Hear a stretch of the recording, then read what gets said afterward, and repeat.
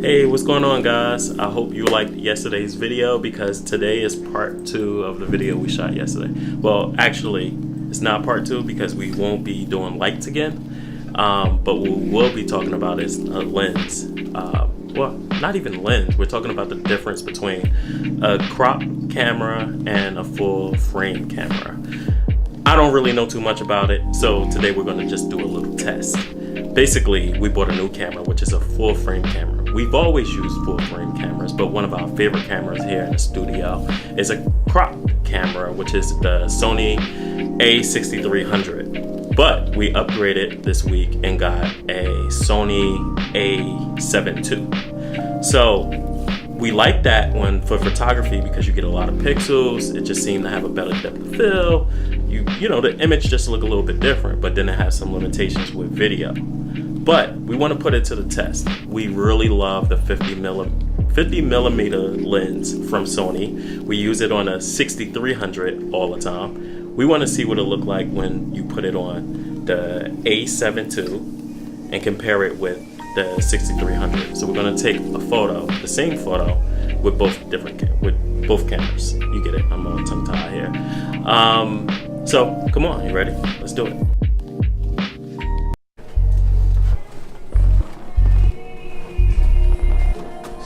Music a little bit.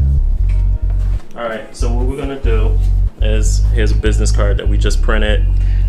This is the Sony A7 II Mark II, and basically when you're shooting with a 50 millimeter lens, you kind of want to focus on a depth of field. So in order to get that, you want to have your subject in front of a bunch of like a bunch of background, so I'm going to position it right here because I want this plant, that plant, and then the cream sign.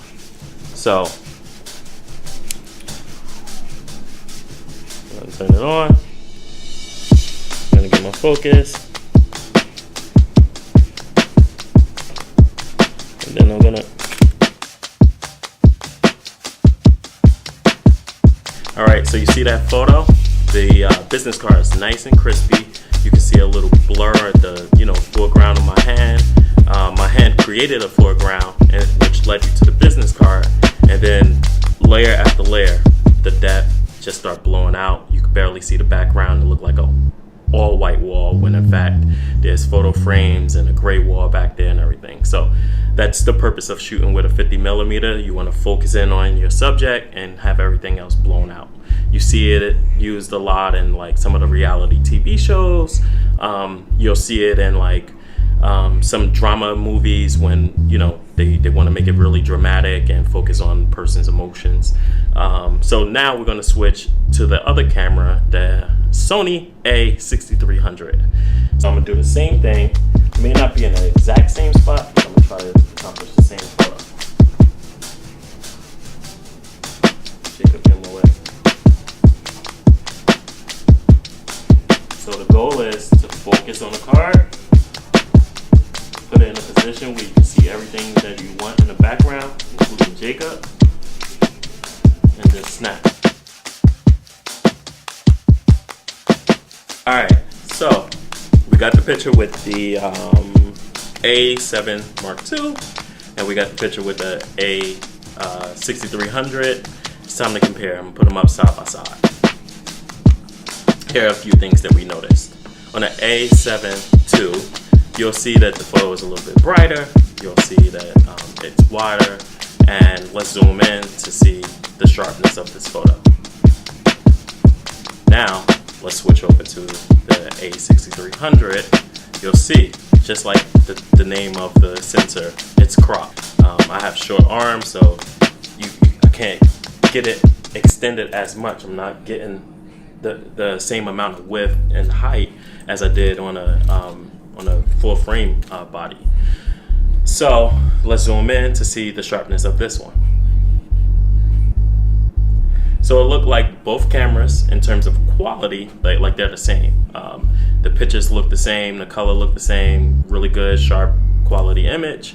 However, you're using some real estate, and that's why some people might want a full frame camera so that when they're shooting, they can get as much as possible. It's always easy to be able to, walk up to a subject and back up and move and whatnot, but it hurts when you're limited. You don't want to be limited with any of your tools in any industry, especially being a photographer. You want to be able to have some wiggle room. These cameras are also made for vloggers. These cameras are really popular with vloggers, and when I'm vlogging, I want a camera that get my entire environment and not just all up in my nose. So that's another reason why I might want a full frame camera. But when vlogging, I want a camera that's not so big and so heavy, that's easy to hold. If I was holding this on a Joby Gorilla Stick, my arm would get really tired. But in a camera that Rashida is holding, it's nice, it's light, it's easy to just throw in a bag and keep it moving. And most of the time, security won't bother you with a smaller camera. So, and then when you talk about pricing, the price between this and a crop camera. If I'm just starting out and I just want to do a vlog and start my YouTube channel, I might want the crop camera. The crop camera give you really good quality, a good bang for your buck, starting out for less than $1,000. Whereas though this camera is going to run you 15 plus. So that's it. That's all I have for today. There's a quick little tutorial between full frame and crop camera, and now you'll know what camera to buy when you're out shopping. You may want to go to Jamaica and you need a camera real quick. You may not want to spend $1,500, or you may want to be the next best photographer in the world. You may want to start at $1,500. Your choice, your decision, your money. I'm out. Hope you enjoy it.